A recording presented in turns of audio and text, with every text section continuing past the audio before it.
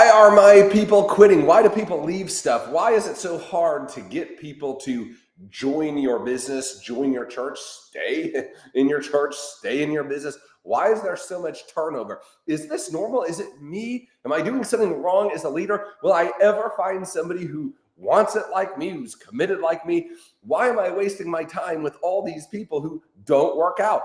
These are questions I think every leader that builds an organization of any sort asks themselves repeatedly. Why are my people quitting? Let's answer that today.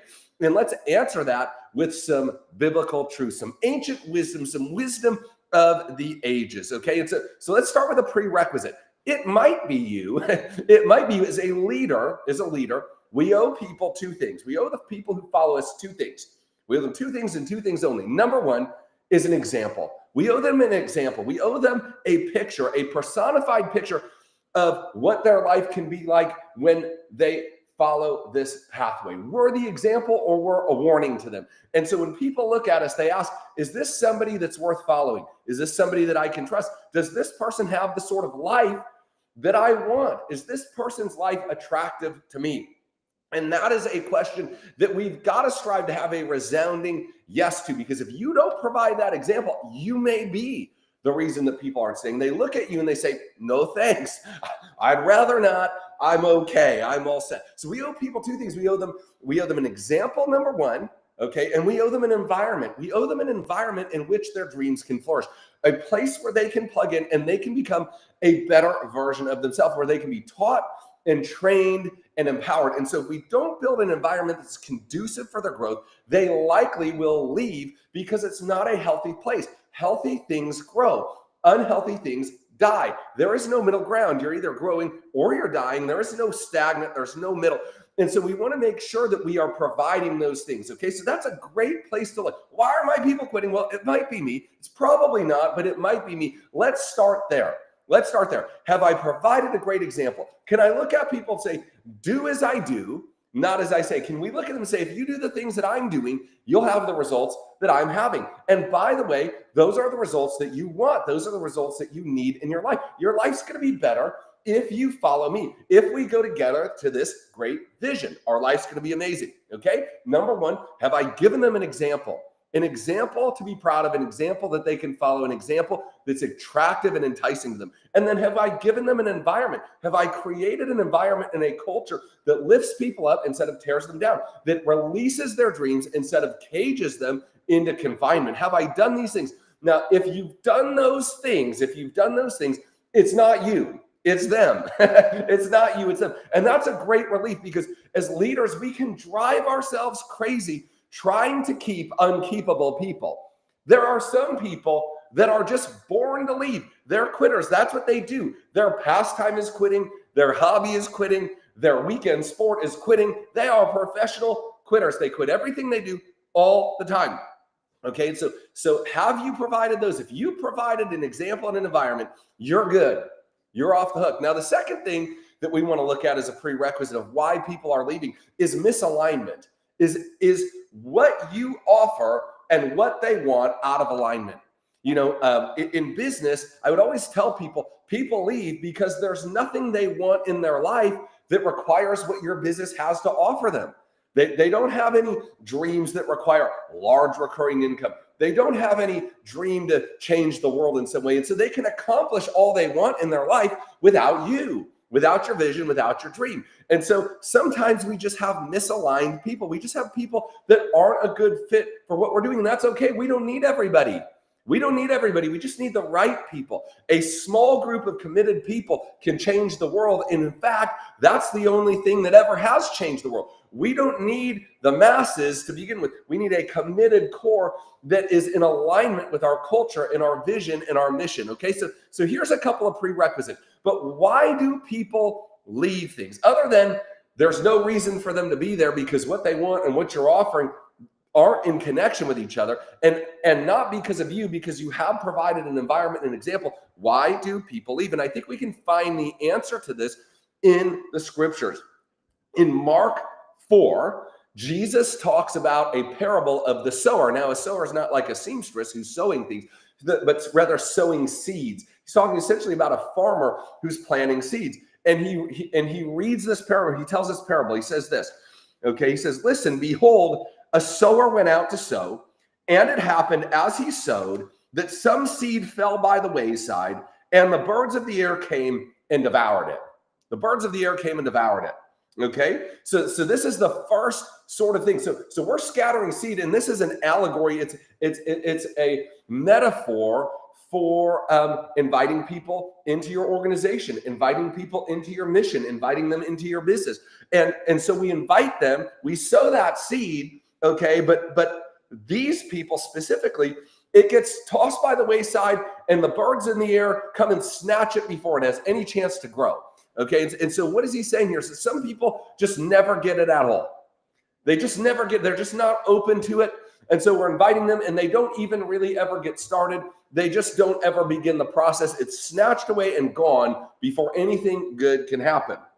Okay, so that's one group of the people you're talking to. It's just going to be snapped. That's just not for them. For whatever reason, it's not going to connect. It's not going to land. They're never even going to begin the journey. They have quit before the ink dried, so to speak. Okay, they started and they stopped before they even really started.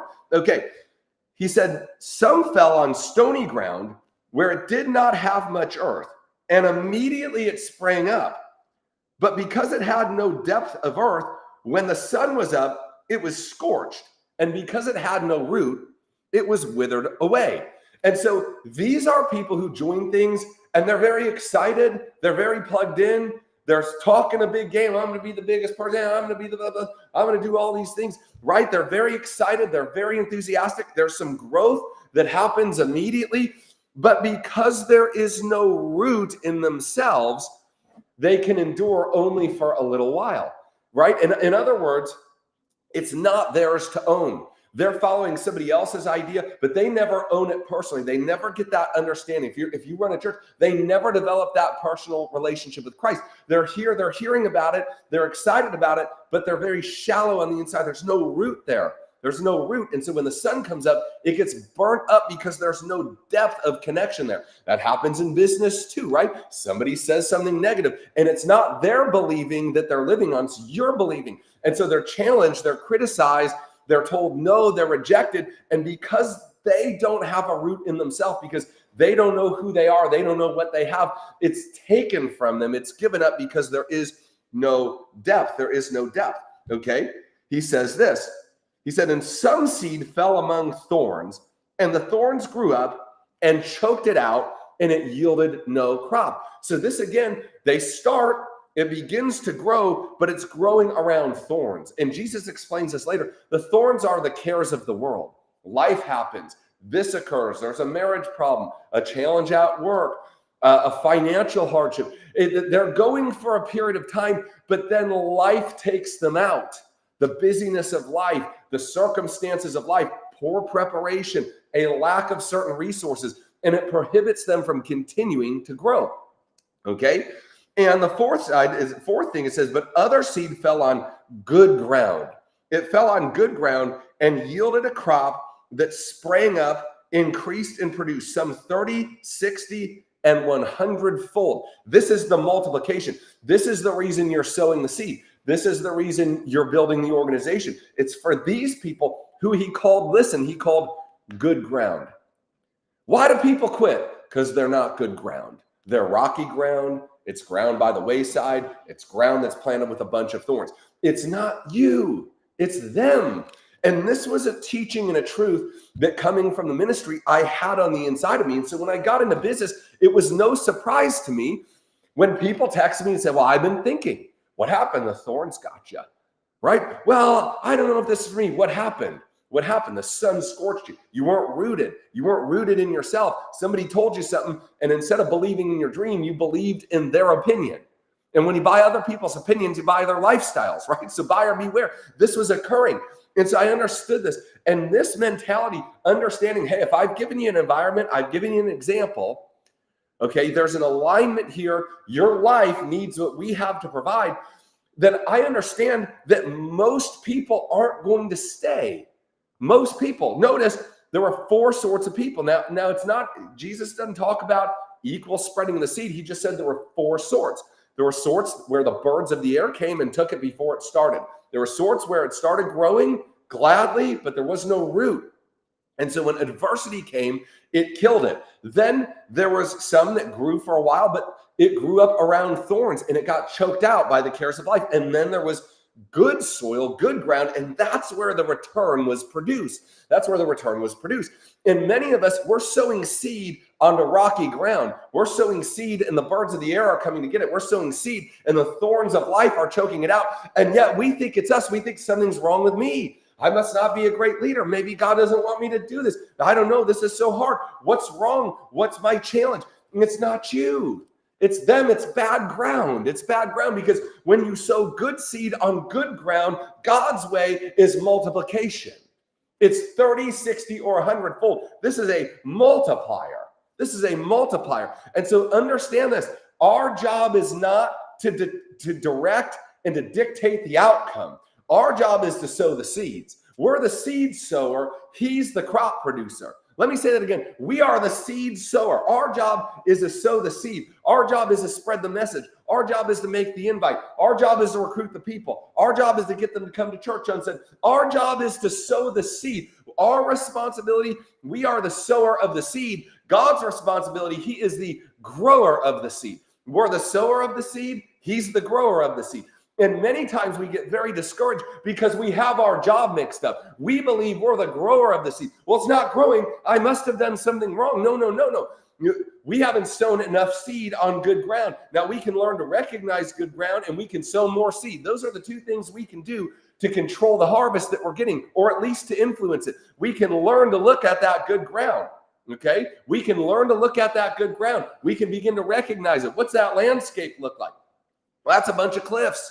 That's rocky ground. It's probably not going to grow there, right? There's some people with some challenges in their life. It's probably not going to grow there in that way, right? So we can begin to look at the ground we're sowing into, and we can begin to sow more seed. If we do those two things, we can take some part in growing the outcome. But we're not responsible for the growing of the seed, only the sowing of the seed. And this is really a very, very powerful truth, because when you get this, you can go to bed at night knowing I've done my job. It's up to God to do his job. And we don't walk around with the weight of the world on our shoulders like we need to be everything to all people all of the time, and that their outcomes are determined by our inputs. That's just not the case. It's just not the case. Hey, have we provided an example to follow?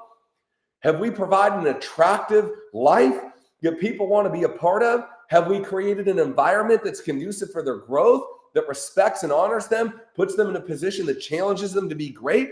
Amazing. If we've done that, we've done our job. We don't have a further job, right? Well, maybe if no, their motivation is on them. Their learning the skills is on them. Their studying is on them. Their managing their mind is on them. That's not on you. Man, if you could control what other people think, you'd be super filthy rich, right? And all sorts of other things. You can't, I can't. What do? We sow the seed. We sow the seed, okay? And so Bree Burrows is asking, what advice do you give to those who planted in the stones or the thorns? Plant some new seeds, Bree. Plant some new seeds, right? That's the advice that I'd give you, right? And you love them, you water them, but you understand no amount of you wanting those seeds to grow is going to make them grow.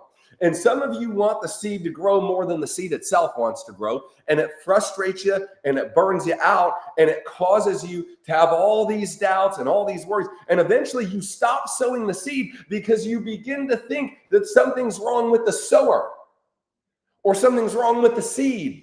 Nothing's wrong with the seed. Nothing's wrong with the sower. Nothing's wrong with you. Nothing's wrong with your message. It's the ground that it's being sown into. And when we understand this, we don't get down and discouraged and stop doing our part because we think it's futile. We think, well, what's the use? What's the good? They're probably just all going to quit anyways. They're probably just all going to leave anyway. What's the good? We understand that God is responsible for the growth and we're responsible for the sowing. When we get this, we sow more, not less. See, I understand that people get this concept and have this belief system when they face adversity and they speed up. When they face adversity and they play harder. When they face adversity and they get more aligned and they take more action. That's somebody who understands the parable of the sower that understands why people stay and why people leave. Say, well, I'm not going to waste all my time trying to talk seed on bad ground into growing. I'm going to go sow more seed on good ground. That's the best use of my time. Somebody new with the same message. Somebody new on good ground. And so why are people leaving? It's not you. If you've created if you lived an example, you've created a good environment, it's not you. It has nothing to do with you.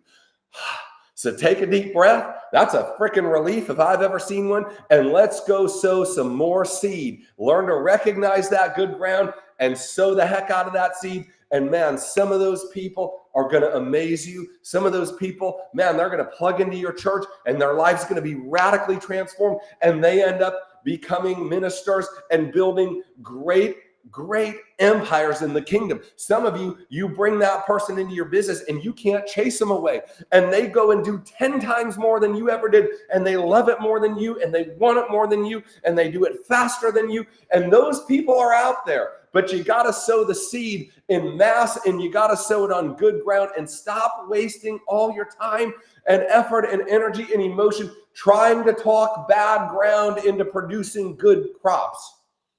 It's never gonna happen. It's never gonna happen. At least there's nothing you can do about it to make it happen. That's the key, right? So God can do it about it, okay? God can do it about it. So Dylan's asking, can those seed that started from the thorns and the stones move to good soil? And the answer is yes, but you can't move them.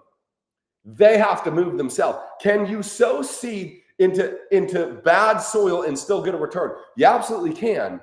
But only if the soil decides to enrich itself. That's where personal growth and personal mastery, Dylan, come in, right? So that doesn't mean that we judge people or we don't give them an opportunity or we don't invite them to the kingdom. No, we sow the seed everywhere. We scatter that seed. If you haven't noticed, there's plenty of seed.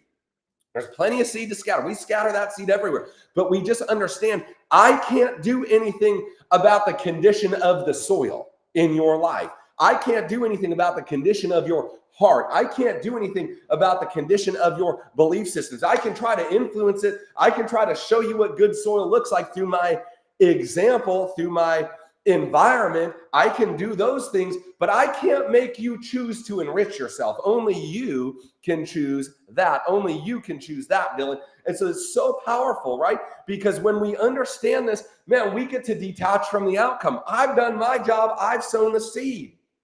I've sown the seed. Are you good ground? Or are you willing to become good ground? Are you willing to do the work to enrich your own environment through self-development, through mentoring, through reading, through listening, through mental exercise, through prayer and communion with God? Can I choose those things? Can I choose those things? Such a good question, Dylan. Such a good question. Okay, so I just want to encourage you today. I just want to empower you today. It's not you, baby. They ain't quitting because of you. If you've given them that example, you've given them that environment, it's not because of you. It's because of them. It's because it's bad soil. It's the birds of the air coming out and grabbing that thing before it even starts. It grows up for a little while. It's excited, but there's no roots. And so at the first sign of adversity, the first challenge, it withers and dies. Or some of it grows a little while longer, but then it gets choked out by the cares of life, by the challenges of life. But some seed falls on good ground. And that's where the multiplication and the harvest come from. That's where the multiplication and the harvest come from. And if we want the harvest in our life, we've got to sow more seed and we've got to sow it on better ground. We've got to sow it on better ground. Let me ask you a question before we leave today. I've got to finish up here in just a second. Hopefully this was valuable. If this is valuable, do me a favor, two things. Number one, smash that share button if you would. Number one, okay, smash that share button. That would be amazing. Share it. Tag some people in that need to hear this. Maybe they're a little down. They're a little discouraged potentially about what's been going on. They've been watching all these people quit and leave. They think something's wrong with them. They're debating whether or not they want to keep going, whether or not they want to keep dreaming. Share this with them. Tag it with them. Second thing, man, listen, are you good ground? That's the question I have for you. Are you good ground? Or do you feel like, gosh, maybe I've been letting the cares of life choke out the things that I need to be doing. Maybe I'm not rooted as deeply. Like Dylan said, can you take seed sown on bad ground and convert it into good ground? And the answer is the sower can't do it, but the ground can. You can enrich your life. And you enrich your life with the people you hang out with and the material you consume, the things you read, the things you listen to, the things you learn. And so, guys, listen, I've got a new book coming out, 12 Words That Change Everything. Guys, this is a good ground releaser. This is going to enrich your soil. All you need to do, it's on pre-sale right now, comes out officially May the 6th. Scan that QR code. You can go to Amazon.com, search 12 Words That Change Everything. You get it on pre-sale now. I promise you, it is a life changer. It is a ground enricher in your life. And I want to leave you with this. I want to leave you with this. I am the story. I am the story. I am the poster child of the person that chose to enrich the ground, because I was a serial quitter. I quit everything in my life up until the point that I gave my life to the Lord, and he changed everything about me. He changed everything on the inside of me. He taught me these truths through his word. Through his word, he spoke these truths into my life. And I said, I don't want to be bad ground anymore. I don't want to have seeds sown into my life by leaders, by mentors, by God himself sowing his word into my life and have it not produce a harvest. So I set out on a journey to improve and to develop. And guys, if I can do that, you can do it. If I can do it, you can do it. You know, when I bought my first sports car, I was at the dealership and I was trading. I was clearing out my car, my Jaguar, and putting it into my first real sports car. And the salesman was a younger guy, and I was pretty young at the time. I was probably 25 or 26 years old, buying a pretty pricey, pretty cool car. And he asked me a question. He said, what did you do? What do you do to be able to afford one of these? And ironically, you all, listen, ironically, this is so interesting, okay? I was pulling stuff out of my trunk. This is going to date me, right? Because I'm 41 right now. This is a while ago. This is 16 years ago now, okay? But I was taking stuff out of my trunk, my bag and other things, but I had these two big, giant, remember the burnable CDs? If you remember burnable CDs, type I'm old too in the comments. I'm old too, baby. I'm not saying you're old. I'm just saying you're old too, like me, right? Because we had these things, these burnable CDs. You get them in 100 pack. They're like a foot tall, right? And so I was pulling these stacks of burnable CDs. I had two of them. I said, so funny you should ask me that. This is how I'm able to afford that. And you know what was in those burnable CDs? It wasn't music. It was audios. It was audiobooks. It was talks. It was speeches. It was ideas. I was a student. I was enriching the ground. I knew, man, I came up as bad ground, but I can do something to make myself good ground. And so I decided to enrich my life through what I learned and who I surrounded myself by. And man, if I can do that, you can do that too. You can become good ground. Your life might have been rocky ground in the past. Your dreams might have been choked out by the cares of life. It might have been stolen by the enemy, but it doesn't have to stay that way anymore. You can choose to do things differently. How do you do that? The books you read and the people you hang around with. So man, if you haven't gotten my book, go pre-order. It's going to change your life, and tag somebody in this. I know this was so good. I'm fired up about it. This was so good. Tag people and do me a favor. Smash that share button. Share this to groups. Share this to people that you care about, because let me tell you what a tragedy it would be for you to not get this truth and to give up on your dream and to have all the dreams that were attached to your dream die because you understood this truth, because you thought it was you when it had nothing to do with you at all. It was you're sowing seed on the bad ground. Don't sacrifice your dream because you don't understand. And don't sacrifice the dreams that are related to yours. Do you understand there are people whose dreams are connected to yours? They can't have their dream until you accomplish yours. They're literally waiting in the wings of life, totally dependent on you not missing your calling. Don't miss it. Equip yourself. Prepare. Enrich that soil in your life so that you are the good ground that produces a 30, 60, and 100-fold harvest. God bless you guys. We will see you all soon.